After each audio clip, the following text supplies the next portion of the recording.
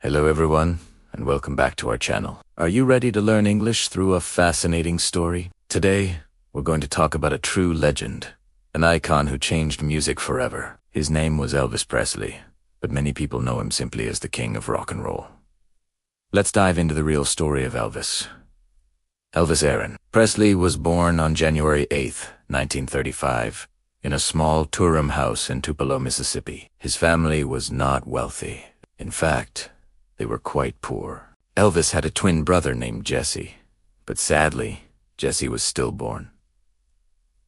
This meant Elvis grew up as an only child. Growing up, Elvis was very close to his parents, Vernon and Gladys. His mother, especially, was a huge influence on his life. Music was everywhere in Elvis's early life. He loved listening to gospel music at the local church. The powerful voices and emotional songs touched his heart. He also enjoyed listening to the blues and country music on the radio. These different styles of music all came together to create the unique sound that would later make him famous. For his 11th birthday, Elvis wanted a bicycle, but his mother thought it was too expensive.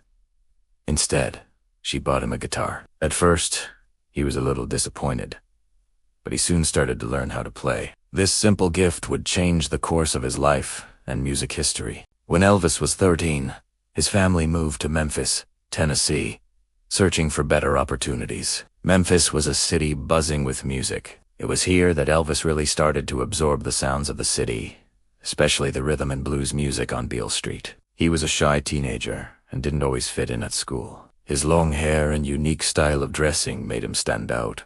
But when he had his guitar, he found his confidence. He would practice for hours, mixing the country music he knew with the new, exciting blues sounds he heard. After graduating from high school in 1953, Elvis worked several jobs, including as a truck driver. But his dream of being a musician never faded. One day, he walked into a recording studio called Sun Studio. The owner was a man named Sam Phillips. Elvis paid a few dollars to record 2 songs as a gift for his mother. He recorded My Happiness, and that's when your heartaches begin. The studio's secretary, Marion Keisker, was impressed by his voice and made a note of his name. She told her boss, Sam Phillips, that he should listen to this young man. A year later, Sam Phillips was looking for a new sound. He remembered the young truck driver with the interesting voice. He called Elvis back to the studio. At first, nothing seemed to work. They tried several songs, but the magic wasn't there. They were about to give up when Elvis started playing an old blues song called That It's All Right in a fast, energetic way. Sam Phillips couldn't believe what he was hearing. This was it. This was the new sound he had been looking for. They recorded the song, and it quickly became a local hit in Memphis. Elvis's career took off like a rocket. His concerts were something nobody had ever seen before. He moved his hips and danced on stage in a way that was completely new and exciting. Young people loved it, but many older people were shocked. They thought his dancing was too wild. But the controversy only made him more popular. Soon, he had hit songs all over the country, like Heartbreak Hotel, Hound Dog, and Don't Be Cruel. He wasn't just a singer, he was a phenomenon. In 1956, Elvis appeared on national television for the first time. Millions of people watched him perform. He became one of the most famous people in the world. His combination of rock and roll energy, gospel soul, and country charm connected with people everywhere. He was handsome, charismatic, and had a voice that could sing anything from a high-energy rock song to a gentle love ballad. Hollywood soon came calling. Elvis began a successful career as a movie star, acting in over 30 films, including Love Me Tender and Jailhouse Rock. His movies were often musicals that featured his songs, and they brought his music to an even wider audience. While he was a huge movie star, many people felt that the movies didn't always show his true talent as a serious musician. At the peak of his fame in 1958, Elvis was drafted into the U.S. Army. He served for 2 years, mostly in Germany. This showed a different side of him to the public. He wasn't just a rebellious rock star. He was also a patriotic young man serving his country. While in Germany, he met a young woman named Priscilla Beaulieu. They fell in love, and several years later, in 1967, they got married. That next year, they had a daughter named Lisa Marie. When Elvis returned from the army, the music world had changed.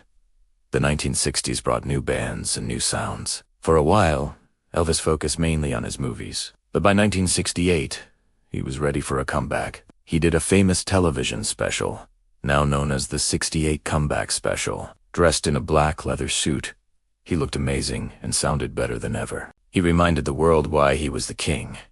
He went back to his rock and roll roots and performed with incredible passion. This comeback led to a new chapter in his career. He started performing live concerts again, this time in Las Vegas.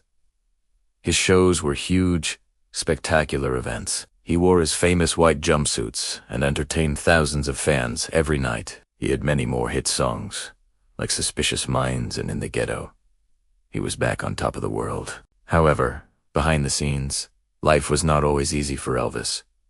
The pressure of being so famous was immense. He had very little privacy, and his schedule was exhausting. To cope with the stress and the demands of his career, he began to rely on prescription medication. This, combined with an unhealthy diet, started to affect his health. His marriage to Priscilla ended in 1973, which was a very difficult time for him. Despite his personal struggles, Elvis continued to perform for his fans, who he loved deeply. He toured all over the United States, selling out arenas everywhere he went. His voice remained powerful, and his love for music never died. But his health continued to decline. On August 16, 1977, Elvis Presley died at his home, Graceland, in Memphis.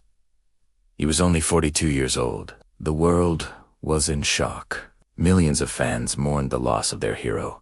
Even though he is gone, Elvis Presley's legacy is stronger than ever. He sold over 1 billion records worldwide, more than any other solo artist in history. He changed music, fashion, and culture. He broke down barriers between different styles of music and brought people together. His home, Graceland, is now a museum and one of the most visited homes in America, second only to the White House. Elvis's story is a powerful one. It is a story about a poor boy from a small town who followed his dream and became a global superstar. It's also a story that reminds us of the challenges and pressures of fame. But most of all, it's a story about the power of music to connect with people and change the world. Elvis Presley wasn't just the king of rock and roll. He was a true original, and his music will live on forever. Thank you so much for joining me today to learn about the incredible life of Elvis Presley. I hope you enjoyed the story and learned some new English along the way. If you liked this video, please give it a thumbs up.